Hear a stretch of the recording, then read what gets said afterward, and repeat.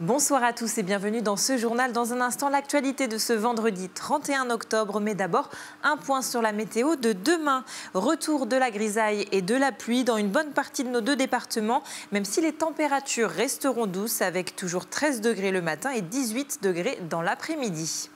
Au sommaire, aujourd'hui, Orelsan, tête d'affiche de la 5e édition du Chambord Live Festival. Le rappeur français se produira donc le 26 juin prochain sur la pelouse du château. Les places seront mises en vente la semaine prochaine. Près de 5000 entreprises dans le domaine funéraire actuellement en France. Alors, certains établissements de pompes funèbres cherchent à se démarquer de la concurrence en proposant des prestations qui sortent de l'ordinaire. On est allé à la rencontre de l'un d'entre eux. Et puis ce soir, nous fêtons Halloween, fête d'origine anglo-saxonne qui met à l'honneur décorations effrayantes et sucreries. Commerçants et fans d'horreur redoublent d'imagination pour se mettre dans le thème. Ça y est, on connaît le nom de l'artiste qui sera tête d'affiche l'année prochaine du Chambord Live Festival. Il s'agit d'Orelsan. Le rappeur français qui vient de remplir 10 Bercy sera donc au château de Chambord le 26 juin prochain. Une annonce qui tombe une semaine tout juste avant la sortie de son nouvel album. La société organisatrice AZ Prod ne devrait donc pas avoir de mal à écouler les 30 000 places qui seront mises en vente la semaine prochaine. Aurélie Renaud. Le rap s'invite au château. Orelsan sera le premier artiste de musique urbaine à se produire sur la scène du Chambord Live le 26 juin 2026. Après Sting, Imagine Dragons, David Guetta et Black Eyed Peas, le festival accueillera cette fois l'un des rappeurs les plus emblématiques de la scène française. Quand on a commencé à parler de Chambord, 48 heures après, j'avais la validation de l'artiste qu'il voulait jouer à Chambord. Orelsan, c'est plus de 15 ans de carrière en fait. Il a explosé ces dernières années et encore plus là avec la nouvelle tournée, le nouvel album.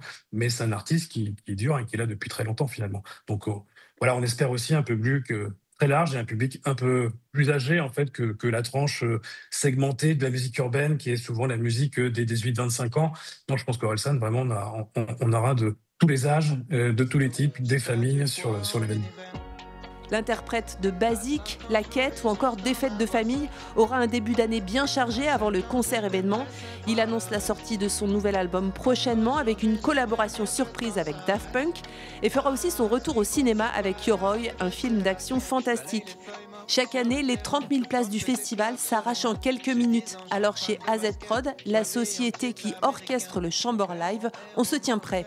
Le vendredi 7 à midi, il faut se connecter soit sur les sites de billetterie classiques comme Chambord Live, AZ Prod, sur Ticketmaster, sur Fnac, etc. Soit aller dans les points de vente, alors chez nous à AZ Prod, ou sinon à la Fnac, à Cultura, dans les points de vente habituels. Ça va être un moment assez intense et va falloir faire vite. Les billets sont proposés à 73 € pour la fosse classique et à 95 € pour la fosse or.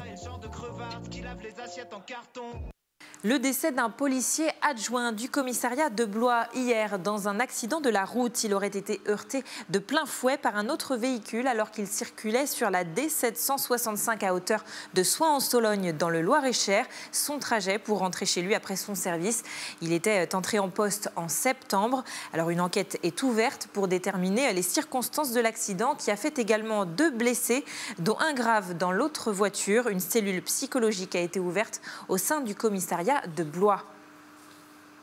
Une page de sport à présent avec le TVB qui poursuit sa série de victoires en ce début de saison. 3e succès hier soir face à Poitiers, mais dans la douleur car après un premier set expédié par les Tourangeaux, l'affaire s'est corsée pour Tours avec en face une très bonne réception. C'est donc au bout d'une bataille acharnée en 5-7 que les Tourangeaux ont finalement surpassé leurs voisins poitevins.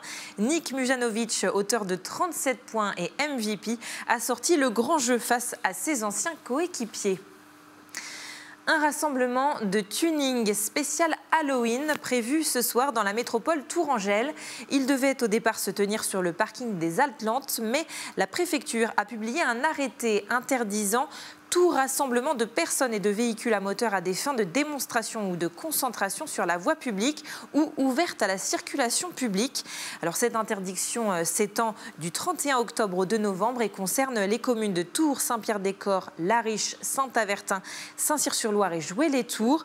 L'organisateur Rasso 37 assure avoir modifié l'adresse du rassemblement pour qu'il ait lieu sur un terrain privé, mais la préfecture rappelle que quelle que soit la nature du terrain sur lequel il se tient, un rassemblement de véhicules motorisés doit faire l'objet d'une autorisation préfectorale au titre du Code du sport. Or, aucune demande n'aurait été déposée.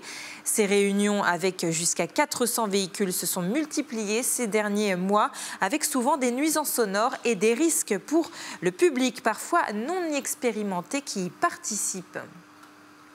À l'approche de la Toussaint, zoom sur les activités professionnelles du milieu funéraire. En France, elles représentent près de 5000 établissements employeurs et 20 000 salariés. Des métiers de l'ombre qui impliquent aujourd'hui de redoubler d'efforts pour se démarquer face à la concurrence et coller au mieux aux attentes des familles, quitte, pourquoi pas, à toucher à l'originalité. Exemple avec une entreprise familiale bien implantée dans le Loir-et-Cher et l'Indre-et-Loire. Lucas Chopin. Il attise la curiosité de tous ceux qui croisent sa route. Le seul corbillard limousine électrique Tesla de France est détenu par les pompes funèbres Caton. Il faut dire que la maison, qui compte 60 agences, dont 7 en Indre-et-Loire, aime miser sur l'originalité. Tout l'arrière a été retravaillé avec une finition cuir. On a un plateau qui permet de présenter le cercueil, et là en l'occurrence, véhicule particulier, cercueil particulier, où on propose des cercueils de couleurs, selon encore une fois le choix de la famille, et vraiment, encore une fois, honorer leurs proches et leurs défunts. Des originalités qui ne sont pas réservées à un portefeuille en particulier.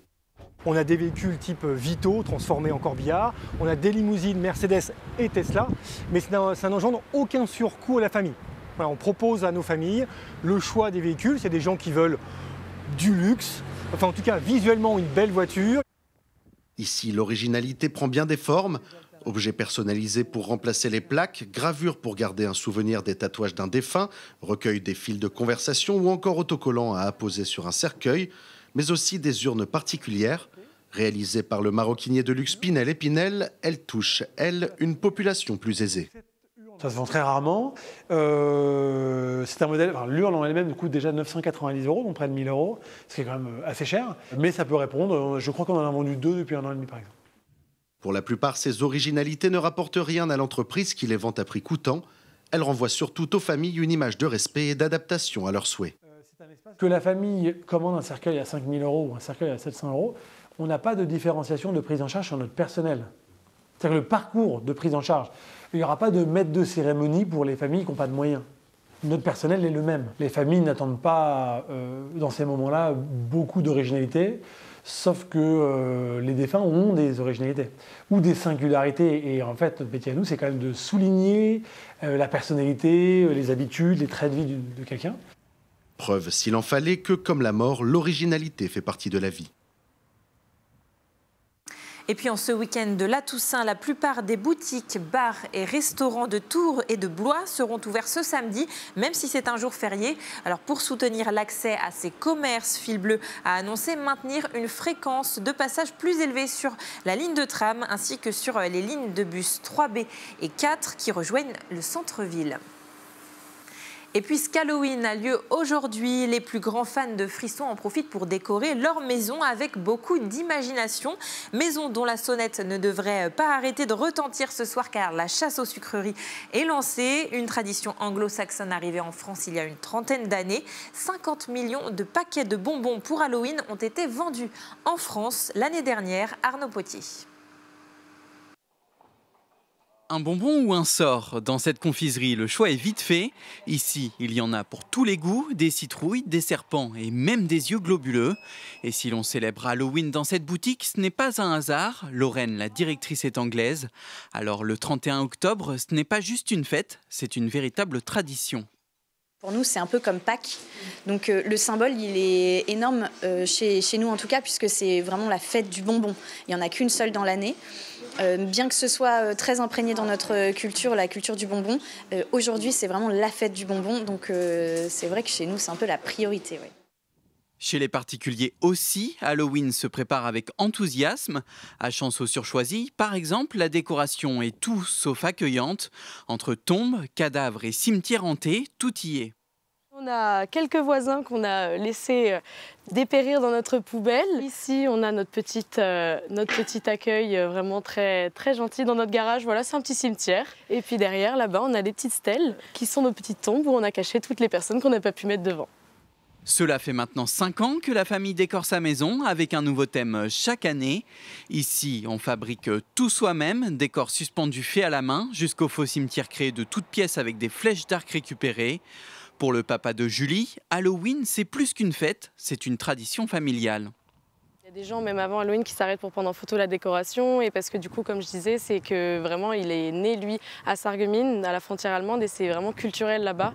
C'est la Hexennacht, je crois, quelque chose comme ça, la nuit des sorcières, où vraiment c'est s'habiller, décorer, que ce soit prenant. Et c'est pas une question de petites citrouilles, etc. C'est vraiment faire mettre le paquet, quoi. La chasse aux bonbons est donc déjà lancée. De quoi glisser un brin de sourire ou de peur dans cette soirée du 31 octobre. C'est la fin de ce journal. Merci beaucoup de nous avoir suivis. Rendez-vous la semaine prochaine avec Lucas Chopin pour la suite de l'actualité. Très bon week-end à tous.